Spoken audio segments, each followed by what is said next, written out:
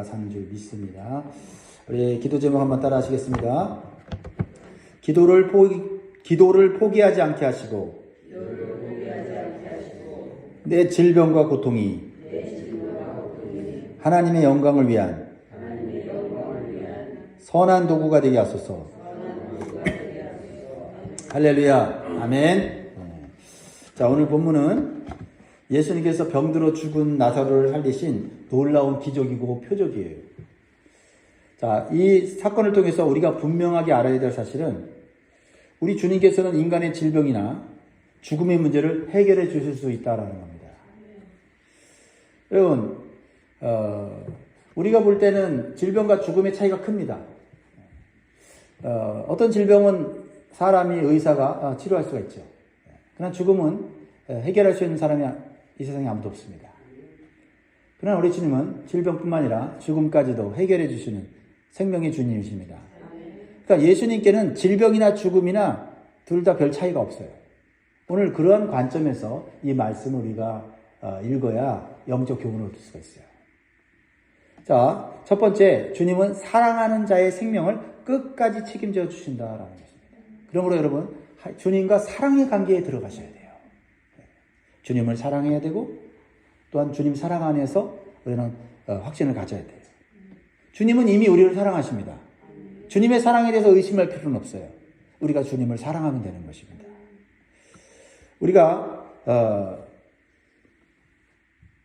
주님이 나를 사랑하신다는 이 확신을 갖는 것이 왜 중요하냐면은 우리가 그래야만 낙심하지 않고 끝까지 기도할 수 있기 때문에 그렇습니다. 어떤 상황이 와도 이 주님에 대한 사랑의 확신이 있으면 우리는 주님 앞에 계속해서 나아갈 수 있는 영적인 힘을 얻게 되는 거예요. 예수님은 나사로와 나사로의 가정을 사랑하셨습니다. 이것을 자신뿐만 아니라 주변 사람들도 알고 있었어요. 자, 1, 2절은 병든 나사로의 가정이 어떤 가정인지 그 배경을 소개하고 있습니다. 1절, 2절 봅니다.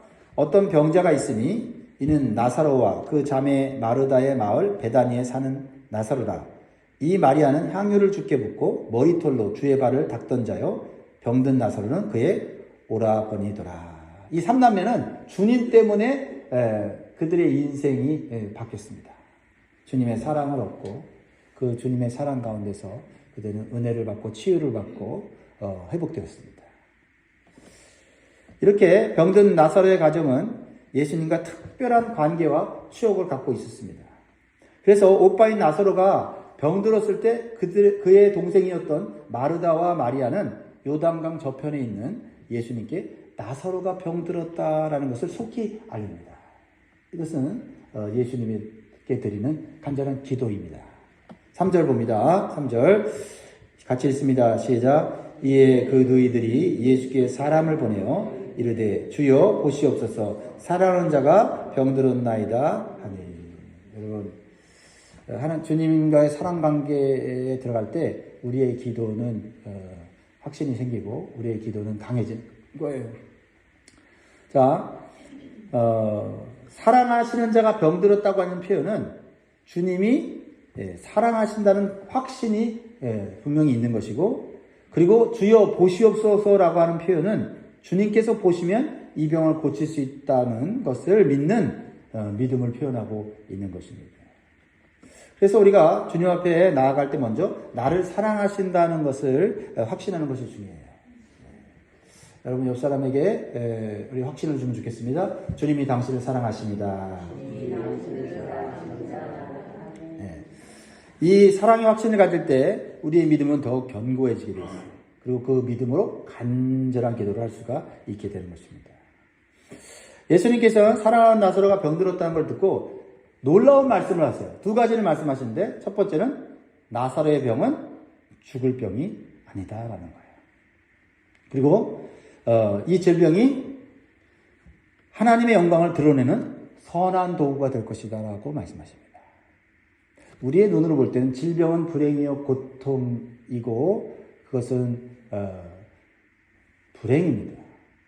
근데 예수님 볼 때는 그 질병이 하나님의 영광을 위한 선한 도구가 될 수 있다라고 말씀하세요. 여기서 우리의 시각은 바뀌어야 됩니다.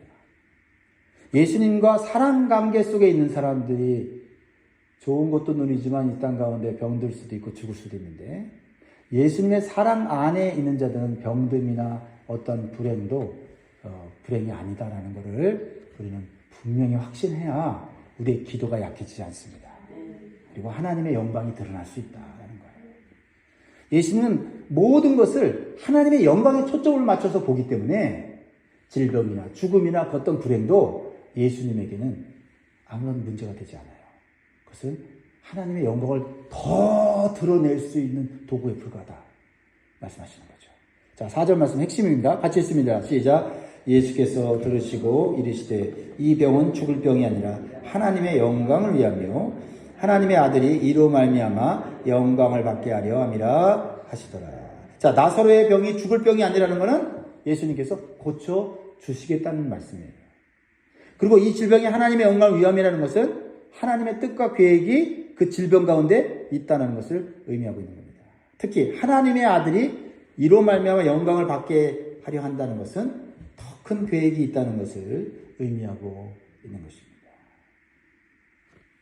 죽음을 통해서 하나님의 영광이 드러날 수 있다는 거죠. 사실 나사로의 죽음은 인간적인 불행인데 그 죽음을 통해서 하나님의 능력이 더 크게 드러날 수 있기 때문에 그래요. 그보다 더 큰 것을 보여주려는 표적입니다. 뭐예요? 예수님이 죽으신 것은 대제사장과 종교 지도자들에 의해서 모함에 의해서 죽은 것인데 그 죽음은 비참한 죽음이고 불행한 죽음, 저주의 죽음을 보이지만 하나님은 그 죽음을 들어서 하나님의 영광을 드러내고 능력을 드러내고 구원의 복음을 이루는 일을 이루셨다는 거죠. 인간은 할 수 없는 일이죠. 예수님께서는 다시 한번 그 삼남매를 사랑하신다는 것을 강조하셨어요. 그러나 예수님의 행동은 상식적이지 않은 행동을 하십니다. 자, 어떤 행동을 하시죠? 5절, 6절 보세요. 예수께서 본래 마르다와 그 동생과 나사로를 사랑하시더니, 사랑하였어요. 사랑은 변함이 없습니다. 그런데 6절은 행동은 다르게 하세요. 나사로가 병들었다함을 들으시고 그 계시던 곳에 이틀을 더 유하시고. 사랑하는 사람이 병들었으면 속히 가서 고쳐주어야 합니다. 왜냐하면 예수님은 그럴 만한 사랑과 능력을 동시에 가지셨기 때문이에요. 그러나 예수님은 의도적으로 이틀을 더 지체하셨습니다. 이것은 마르다 마리아에게는 엄청난 시험입니다. 예수님 정말 우리 사랑하십니까? 사랑하신다면 속히 오셔야 되는 거 아닌가? 제자들에게도 이해할 수 없는 예수님의 그런 말과 행동인 것이죠. 여기서 우리는 우리의 믿음이 흔들릴 수 있다라는 겁니다. 우리가 기도할 때 우리가 원하는 때에 기도가 응답되지 않으면 우리는 답답하고 괴롭습니다. 지금 문제가 복잡하지 않을 때 해결해 주셔야 되는데 문제가 더 복잡해지는데도 주님은 간섭하지 않으시고 도와주지 않는다는 거죠. 그래서 의심의 마음이 들어올 수가 있습니다. 예수님께서 나를 사랑하시는 게 맞나? 또는 예수님께서 응답하실 수 있는 능력이 없으신가? 라고는 생각까지 들어올 수 있습니다. 그러나 우리가 반드시 깨달아야 될 것은 예수님은 모든 것을 해결할 수 있는 능력의 하나님이십니다. 그것에 대해서 의심해서는 안 돼요.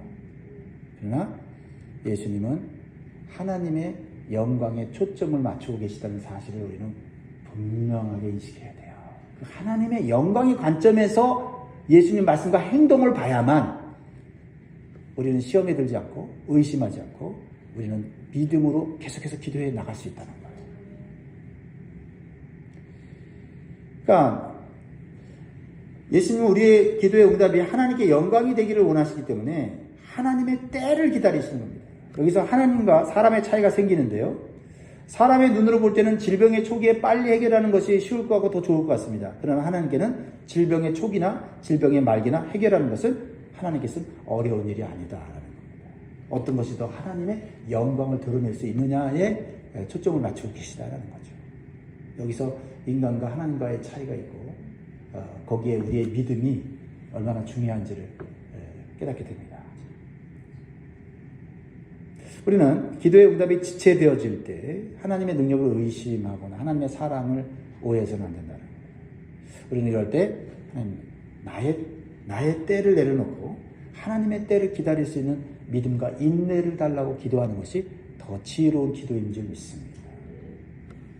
예수님의 제자들은 예수님께서 나사로가 병들었다는 소식을 듣고 이틀을 더 하신 이유가 나사로의 질병이 심각하지 않고 나을 병이라고 생각했던 것 같아요.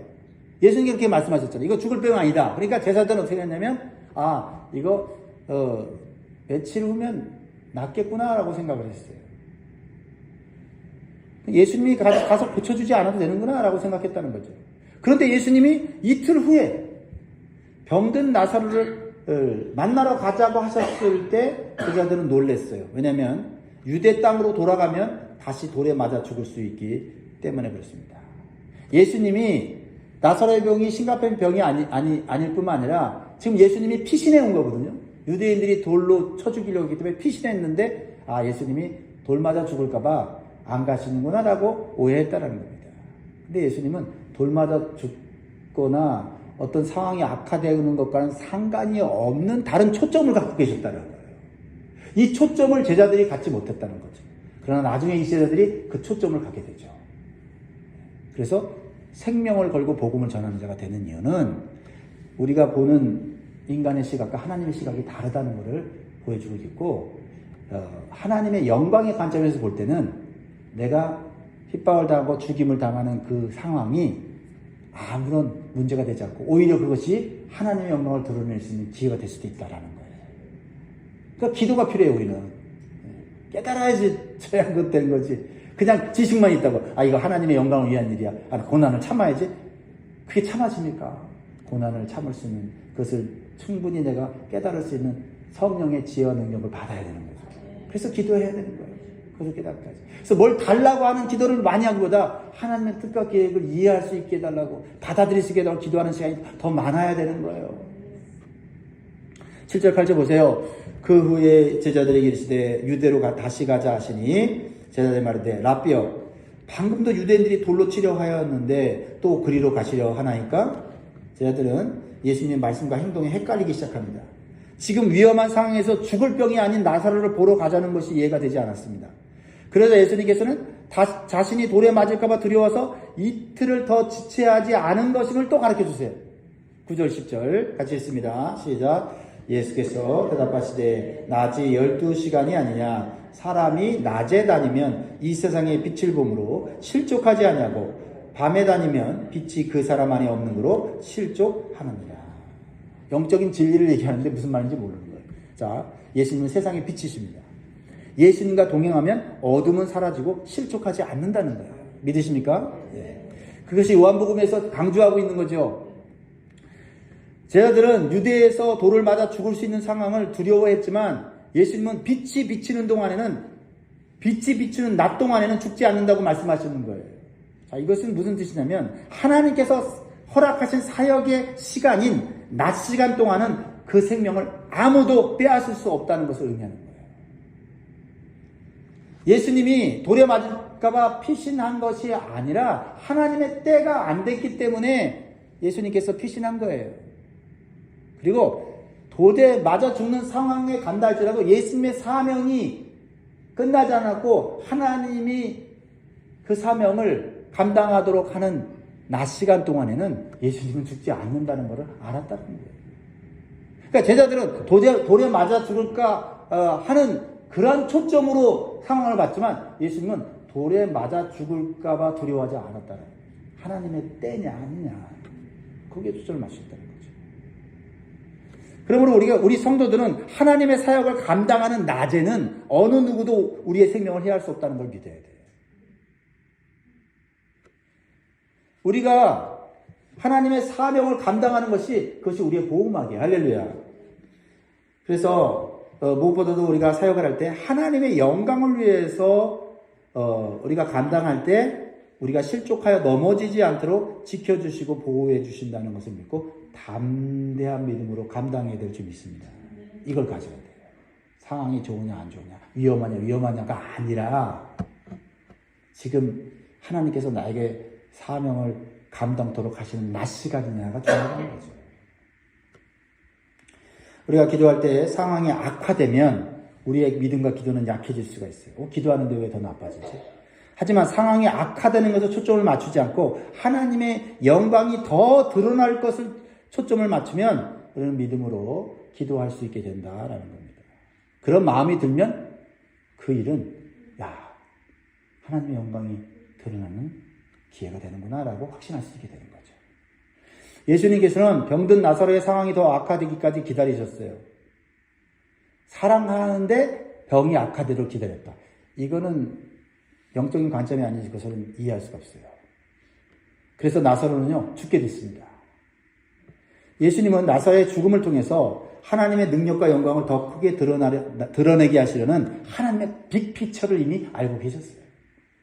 그러나 제자들은 이러한 사실을 알지 못했습니다. 그래서 예수님께서 하신 말씀을 이해하지 못했어요. 예수님이 이렇게 말씀하셨죠. 11절에 이 말씀을 하신 후에 또 이르시되 우리 친구 나사로가 잠들었도다. 그러나 내가 깨우러 가노라. 12절에 제자들이 이르되 주여 잠들었으면 낫겠나이다 하더라. 예수님과 대화가 되지가 않는 거예요. 우리는 여기서 중요한 영적인 진리를 깨닫게 됩니다. 그것은 예수님께는 사람이 죽는 것이 잠자는 것과 같다는 거예요. 우리는 죽음을 심각하게 생각하지만 예수님이 누울 때는 죽음은 잠자는 것에 불과하다. 깨울 수 있는 것이다라는 거예요. 믿으십니까? 육신의 죽음은 영원한 죽음이 아니라 잠을 자는 것 같이 다시 깨어나게 된다라는 거죠. 사도 바울도 이러한 영적인 진리를 깨닫고 이렇게 말씀으로 고백했습니다.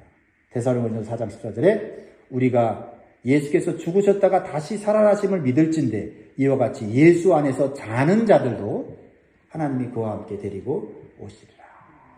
예수 안에서 자는 자들이라는 표현 뭡니까? 육신으로는 죽은 거예요.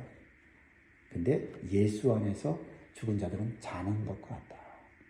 깨어날 수 있는 자들이다. 특히 예수님과 함께 하나님께서 다시 깨우셔서 천국으로 데려가신다라는 거예요. 이게 기독교의 핵심 진리입니다. 이거를 가질 때 우리는 세상에서 내가 남들보다 고난당하고 남들보다 질병을 시달려도 그것으로 인해서 믿음이 흔들리지 않고 열등감에 빠지지 않는 것입니다. 그것이 하나님의 사명을 감당하는 도구가 되고 하나님의 영광을 드러낼 수만 있다면 그 질병이나 죽음의 고통은 그것은 결코 불행이 아니다라는 것이에요. 이러한 영적인 진리와 축복을 가르쳐 주시려고 예수님은 나사로가 죽기까지 기다리셨다. 사랑하기 때문에 죽기까지 기다리셨다. 그리고 나사로가 잠들었다고 말씀하시는 거죠. 그러나 영적으로 무지한 제자들은 나사로가 잠들었다는 표현을 정확하게 이해하지 못했어요. 그러자 예수님께서는 그들의 수준에서 그냥 말씀하십니다. 12절에 제자들이 이르되 주여 잠들었으면 낫겠나이다 하더라. 예수는 그의 죽음을 가르쳐 말씀하신 것이나 그들은 잠들어 쉬는 것을 가르쳐 말씀하신 줄 생각하는지라. 14절 같이 읽습니다. 시작. 이에 예수께서 밝히 이르시되 나사로가 죽었느니라. 예수님이 사랑하는 자가 병들어서 죽도록 지체하셨다. 말과 행동이 맞지 않으므로 제자들은 혼란에 빠졌습니다. 나사로가 또한 죽었다면 상황이 끝났는데 왜 예수님은 돌맞으러 위험하게 유대 지방으로 또 가시는가 더 이해가 되지 않았습니다. 그러나 예수님은 죽은 나사로를 살리심으로 하나님의 영광을 드러내려는 큰 목적을 갖고 계셨다라는 거예요. 여러분 지금 이렇게 보이시지만 여러분이 이런 상황 가운데 들어간다면 여러분 이런 믿음을 가질 수 있겠습니까? 가지라고 이 말씀을 우리에게 주신 줄 믿습니다. 그래서 나사로 가정뿐만 아니라 제자들의 믿음을 한층 더 견고하게 하시려는 계획을 갖고 계신 것입니다.